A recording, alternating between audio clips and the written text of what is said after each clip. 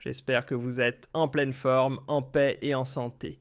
Ce 14 décembre 2025, cette journée ne figurera peut-être pas dans les grands chapitres de l'histoire politique algérienne, mais qu'on se le dise, elle laissera une empreinte. Pas un simple souvenir, non. Une balise. Une borne dans le temps. Celle d'une époque agitée d'un tournant inquiétant, voire périlleux pour l'Algérie, son équilibre fragile, et surtout pour cette unité nationale qu'on croyait peut-être inébranlable. Aujourd'hui, le 14 décembre 2025, le mouvement pour l'autodétermination de la Kabylie, le MAK, qui était, il faut le dire, marginal, il y a de cela 10 ans, en arrière, était un mouvement folklorique, totalement folklorique, qui suscitait la rigolade, qui provoquait des blagues, des moqueries, qui entraînait des quolibets. On ne les prenait même pas au sérieux, les maquistes. On ne les a jamais pris au sérieux. Il y a de cela 10 ans, ils pouvaient manifester en Kabylie. Il y avait des maquistes qui venaient à Alger. Les manifestations en Kabylie, c'était quelques centaines de personnes. Peut-être le 20 avril, lors de l'événement de la commémoration du printemps berbère, il y avait quelques milliers de personnes, mais elles n'étaient pas toutes maquistes, parce qu'il y avait des Kabyles qui sortaient dans les marches pour se souvenir, pour rendre hommage aux victimes du printemps berbère, du printemps noir, et de tous les événements qui ont secoué la Kabylie dans le cadre du combat identitaire. Donc il y avait des militants du MAK qui organisaient des rassemblements auxquels se greffaient de jeunes militants, mais qui n'étaient pas pour autant maquistes, et on avait l'impression qu'ils étaient quelques milliers. En tout cas, il y a de cela 10 ans, c'était un mouvement qui ne, mis à part les discours de Fanny, sa notoriété en tant qu'artiste, sa filiation, et le fait qu'il était issu d'une famille de martyrs, une famille de chouhadas, mais à part les polémiques autour de Fatman et de sa personne, de ses discours, de ses prises de parole, il n'y avait rien. Le mouvement pour l'autodétermination de la Kabylie n'était pas du tout intéressant. Il y avait très peu d'articles sur le mouvement pour l'autodétermination de la Kabylie. Le mouvement pour l'autodétermination de la Kabylie a commencé à se structurer petit à petit. Il avait son agence d'information Siwel, il y avait des sites d'information. Sur les réseaux sociaux, il y avait quelques disputes entre les militants du mouvement pour l'autodétermination de la Kabylie et les opposants, mais pas plus. C'était un mouvement folklorique. Aujourd'hui, le 14 décembre 2025, qu'on le veuille ou non, le mouvement pour l'autodétermination de la Kabylie a organisé une cérémonie politique de la façon la plus professionnelle, de la façon la plus combative, de la façon la plus, je dirais même, brillante. Il faut dire la vérité. Le mouvement pour l'autodétermination de la Kabylie hier, le 13 décembre 2025, à la fin de la journée, a reçu un coup dur. On lui a interdit d'organiser son événement dans une prestigieuse salle située en face du château de Versailles, comme on l'a expliqué hier à travers plusieurs émissions. L'événement de la proclamation de l'indépendance unilatérale de la Kabylie était initialement prévu dans une salle qui devait abriter plus de 1200 invités et qui était située au cœur du palais des congrès de Versailles. Un endroit très prestigieux qui nécessite un budget important. Louer une telle salle nécessite un budget important. En 24 heures, le mouvement pour l'autodétermination de la Kabylie a changé de plan puisque la préfecture des Yvelines, le préfet des Yvelines, a interdit, cette manifestation en prétextant des risques élevés de troubles à l'ordre public.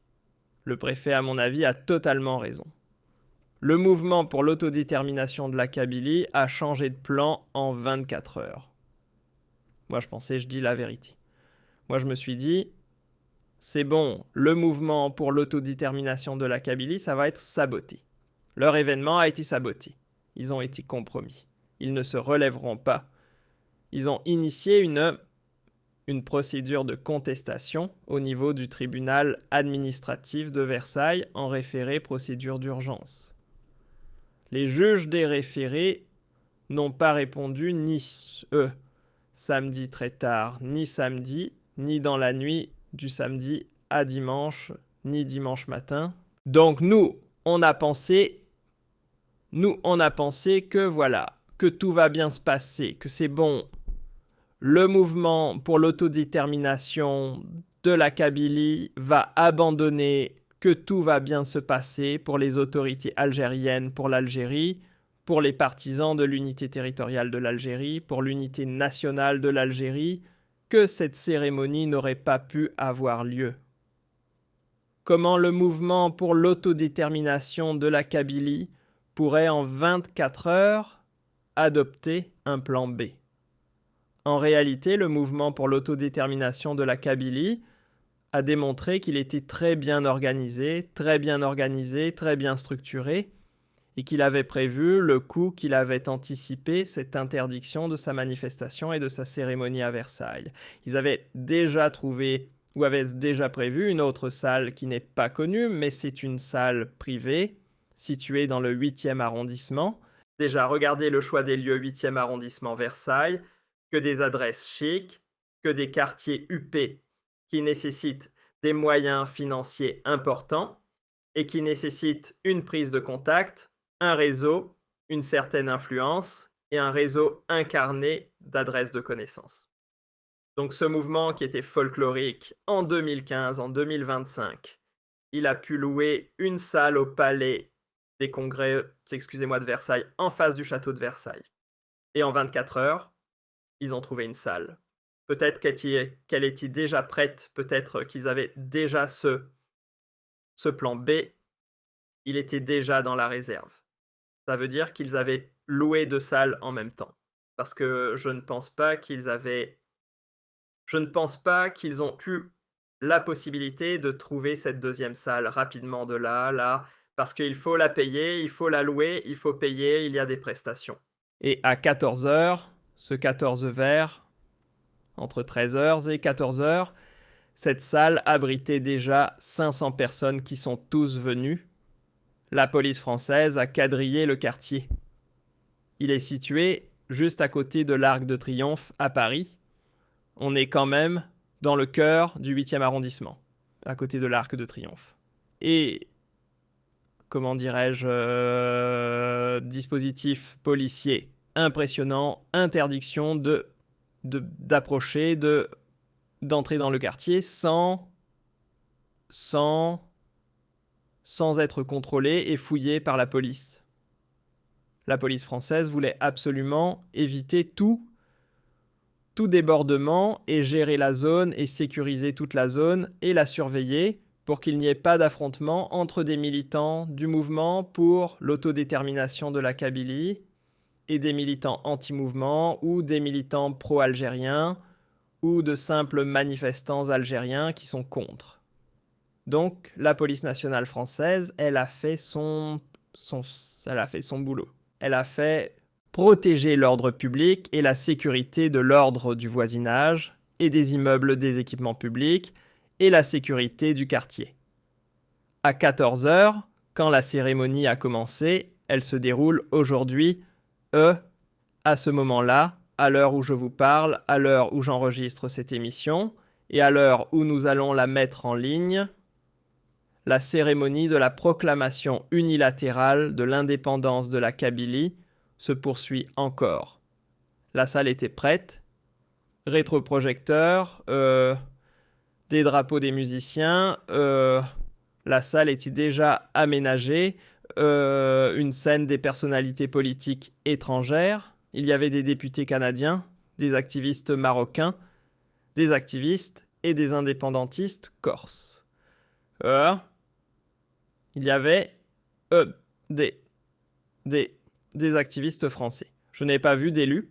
Par contre, le seul peut-être ratage pour le mouvement pour l'autodétermination de la Kabylie, c'était prévu qu'il y ait des sénateurs et des parlementaires français qui devaient être là au palais des congrès de Versailles. Ils n'étaient pas là, ils n'étaient pas présents visiblement. Je n'ai pas encore tout bien vérifier parce que la cérémonie, elle est encore en cours. Peut-être qu'il y a eu des députés français qui sont venus incognito ou des élus français qui sont venus incognito. Ils n'ont pas pris la parole. Par contre, on a vu des activistes canadiens, marocains et des activistes corses qui ont pris la parole.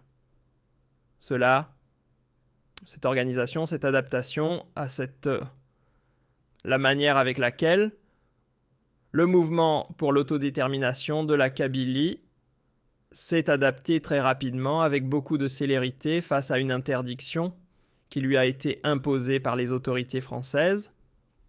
Et malgré cela, la cérémonie a pu avoir lieu. Et la cérémonie, il faut la voir. Je vais vous montrer quelques images. C'est-à-dire, elle a été organisée, on dirait que c'est une boîte événementielle. On dirait que le mouvement pour l'autodétermination de la Kabylie a eu recours au service d'une boîte événementielle, etc. Ou d'une boîte de communication. Tout était bien organisé, des gens en costume, etc. Je ne connais aucun parti politique algérien qui peut faire preuve d'autant de moyens et d'autant de, de logistique, etc. pour pouvoir gérer un tel événement. Mais c'est quand même bizarre. Ce n'est pas bizarre. Ça veut dire que le mouvement pour l'autodétermination de la Kabylie est structuré. C'est bizarre par rapport à l'image par rapport à ce qu'on connaissait de ce mouvement en 2015. Ce n'est plus un mouvement folklorique qui existe uniquement sur les réseaux sociaux et qui est uniquement, organisé autour de la personne de Fatmani. Et ils ont juste un site internet, quelques lives sur les réseaux sociaux, et de temps en temps, il y a une nouvelle génération de dirigeants du mouvement pour l'autodétermination de la Kabylie, une nouvelle génération de militants de ce mouvement. Le mouvement pour l'autodétermination de la Kabylie a de plus en plus d'amis étrangers, au Canada, en France, au Maroc, en Israël. Il y a pas mal de députés israéliens et de personnalités politiques israéliennes qui ont soutenu le mouvement pour l'autodétermination de la Kabylie. En Grande-Bretagne, ce mouvement a tissé sa toile, il s'est structuré. Le mouvement pour l'autodétermination de la Kabylie a tissé sa toile, il s'est structuré. Rien à dire. Il a été structuré. Le mouvement est devenu une machine politique redoutable. Regardez les images. Respect à l'attachement du peuple fort, par respect à l'attachement du peuple kabyle à sa liberté et à sa dignité.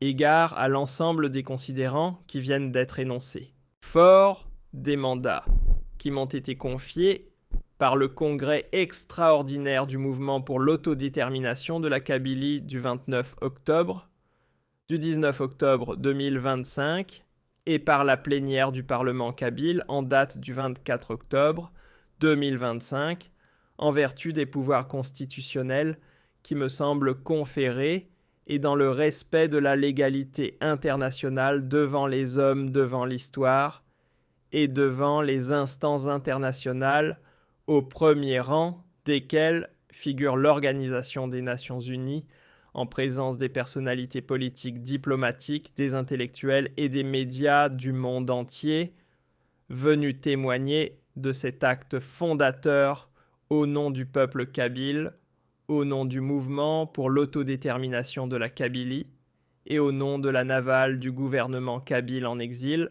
moi je déclare solennellement l'indépendance de la Kabylie.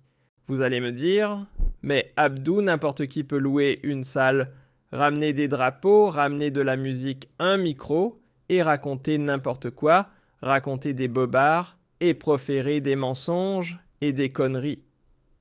En 2015, j'aurais peut-être dit oui. Mais aujourd'hui, celui qui va dire ça, c'est qu'il est malhonnête. Non, ce n'est pas n'importe qui. En 24 heures, va trouver une deuxième salle. Après avoir fait l'objet d'une interdiction décidée par les autorités françaises.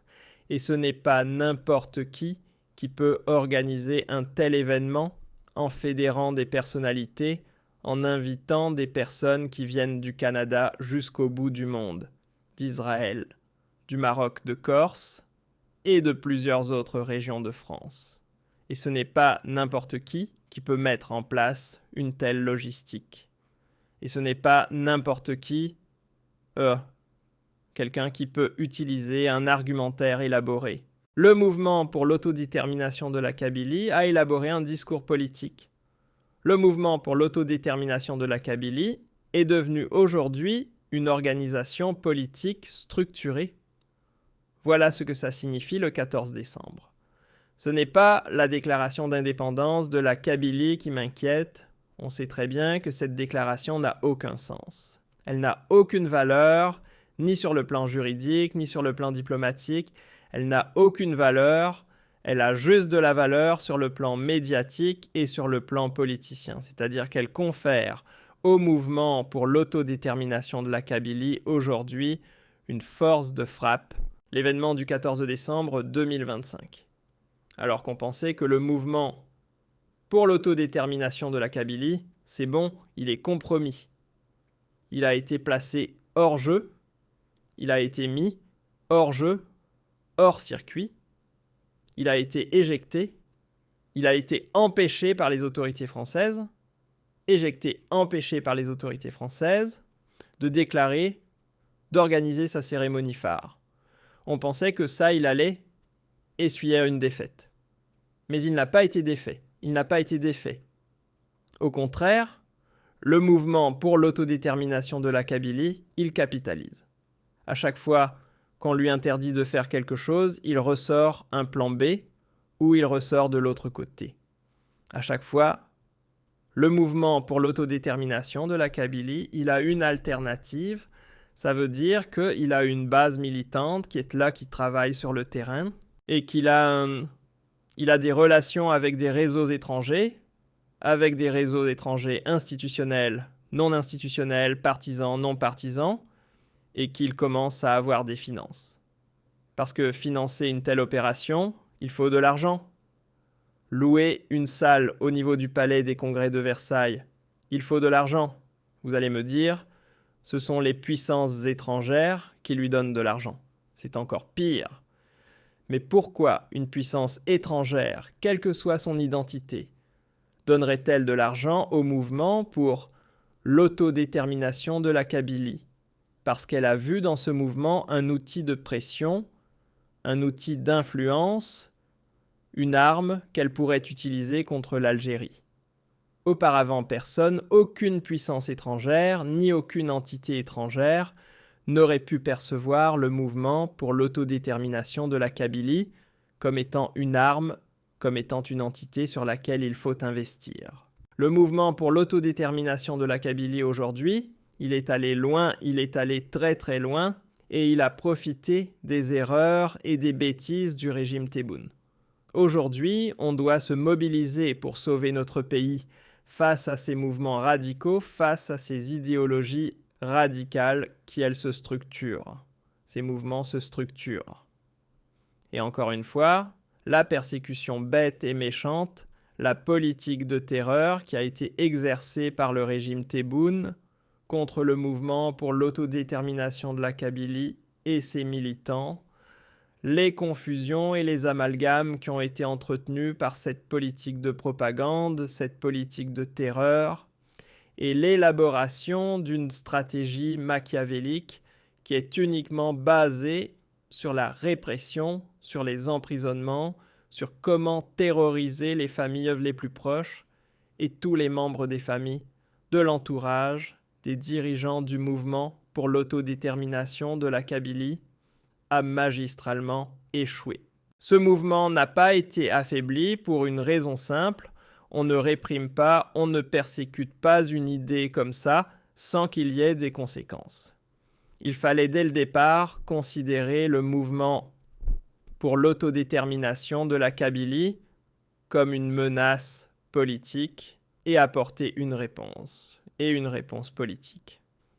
Aujourd'hui, le mouvement pour l'autodétermination de la Kabylie, Il a démontré qu'il est structuré. En face de lui, il n'y a plus aucune structure politique qui soit capable de faire comme lui.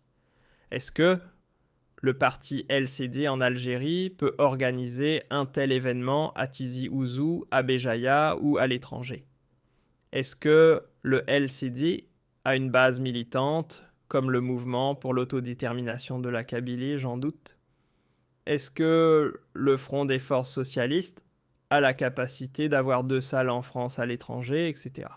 En 24 heures, j'en doute. Est-ce que le Rassemblement pour la culture et la démocratie ou le Front des forces socialistes peuvent avoir, par exemple, des amis au sein des parlements étrangers? J'en doute. Avant, oui. À l'époque de Bouteflika, le LCD, le Front des forces socialistes ont été les barrages contre le mouvement pour l'autodétermination de la Kabylie. Ils ont été vraiment de véritables barrages qui barraient la route à ce mouvement en Kabylie. Aujourd'hui, la route est libre pour le mouvement pour l'autodétermination de la Kabylie. Le régime Tebboune a détruit toutes les formations politiques. Il a détruit tous les mouvements politiques crédibles. Il a emprisonné toutes les élites. Il a clochardisé toutes les élites. Il a ruiné la coordination régionale. Il a ruiné la scène politique algérienne. Après, il ne reste que le mouvement pour l'autodétermination de la Kabylie seul sur le terrain. À partir du moment où il a le terrain entièrement pour lui, le mouvement pour l'autodétermination de la Kabylie a su comment l'occuper. Bien sûr, il a tissé des alliances avec les étrangers. Il a surfé sur la question palestinienne. Il s'est aligné sur Israël. Il a tout fait, le mouvement pour l'autodétermination de la Kabylie, pour plaire et pour draguer l'extrême droite israélienne. Ça a marché puisque l'extrême droite et la droite nationaliste israélienne ont permis à ce mouvement de se rapprocher des lobbies britanniques et américains qui sont puissants, qui sont importants. L'extrême droite et la droite française, elles sont solidaires avec le mouvement pour l'autodétermination de la Kabylie. On le sait, il y a des députés de la droite, de l'extrême droite, qui ont accueilli les délégations, la direction de ce mouvement au niveau du Parlement français ou au niveau du Sénat français. Chose qui était inimaginable auparavant. Pourquoi ? Parce que la France, à travers toutes ses composantes politiques, n'avait pas de problème, n'avait pas de relations conflictuelles avec l'Algérie à l'époque de Bouteflika. Mais comme Tebboune s'est créé des ennemis partout, il s'est créé des adversaires partout, et bien ses ennemis, ses adversaires, bien sûr, prospèrent et font alliance. Vous connaissez le vieux adage, l'ennemi de mon ennemi est mon ami. Et donc, ils se sont intéressés au mouvement pour l'autodétermination de la Kabylie. Ils l'ont récupéré. Et ce mouvement, il a fait tout simplement de la politique politicienne de la façon la plus opportuniste. Il a été opportuniste de façon brillante. Il s'est rapproché de tous les pôles, de tous les États, de toutes les puissances. Il s'est rapproché de toutes les entités qui avaient un problème direct avec le régime Tebboune. Il a capitalisé sur les mauvaises relations du régime Tebboune avec la France, avec le Canada, avec les Émirats, avec le Maroc, avec les pays pro-israéliens ou les mouvements pro-israéliens. Et ça a permis au mouvement pour l'autodétermination de la Kabylie de tisser sa toile. Une autre politique est aujourd'hui nécessaire en Algérie. Une autre politique parce que plus on persécute, c'est comme avec les islamistes des années 90. Les persécutions des militants du Front islamique, du Salut, les tortures qu'on leur a infligées, les détentions arbitraires, la persécution de leurs familles, les perquisitions, les répressions, toutes les répressions qui ont été commises à l'encontre des militants islamistes ont renforcé le maquis terroriste, ont alimenté le mal terroriste. C'est quand quelqu'un, on va l'humilier, on va abuser de lui, on va le rabaisser, on va le torturer, on va le violenter. On le pousse à rejoindre le camp le plus radical. On le pousse à se radicaliser dans un mécanisme d'autodéfense. On le fait basculer dans la violence et dans la radicalité. Aujourd'hui, le mouvement pour l'autodétermination de la Kabylie a eu plus de sympathisants qu'à l'époque de Ferhat Mehdi. Pourquoi ? Parce que Tebboune l'a médiatisé, il en a trop fait. Il lui a donné un statut, le statut d'un mouvement terroriste qui menace le pays. En l'élevant comme un mouvement terroriste dangereux et en le persécutant de façon brutale, et encore une fois très sévère et quotidienne, eh bien le mouvement pour l'autodétermination de la Kabylie a suscité l'empathie en Kabylie comme à l'extérieur de la Kabylie, y compris dans la communauté internationale. Il faut absolument qu'on se remette en cause. Je lui conseille de revoir sa politique. La politique de l'agressivité, de l'approche basée sur la barbarie, sur l'animosité, sur la brutalité, elle a échoué. Le mouvement pour l'autodétermination de la Kabylie se renforce. Le mouvement pour l'autodétermination de la Kabylie est devenu un mouvement structuré qui peut menacer. Parce que maintenant, la question c'est jusqu'où va aller le mouvement pour l'autodétermination de la Kabylie. Ce n'est pas le 14 décembre qui commence ce qui va se passer après. C'est que le mouvement pour l'autodétermination de la Kabylie va faire du lobbying, il va aller faire des visites auprès des institutions nationales et internationales de pas mal d'États étrangers. Il va essayer de capitaliser encore une fois sur la répression qui est menée en Algérie notamment contre les détenus kabyles, les militants kabyles qui n'ont rien à voir avec le mouvement pour l'autodétermination de la Kabylie mais qui ont été injustement emprisonnés. Il y a pas mal de détenus politiques en Algérie qui ont été placés en détention en les inculpant d'appartenance à un groupe terroriste alors qu'ils n'ont rien à voir avec le mouvement pour l'autodétermination de la Kabylie. C'est juste qu'ils ont échangé sur Facebook sur des messages encryptés, ils avaient des contacts, où ils ont interviewé, où ils ont rencontré, où ils ont participé à un rassemblement dans lequel étaient présents des membres du mouvement pour l'autodétermination de la Kabylie.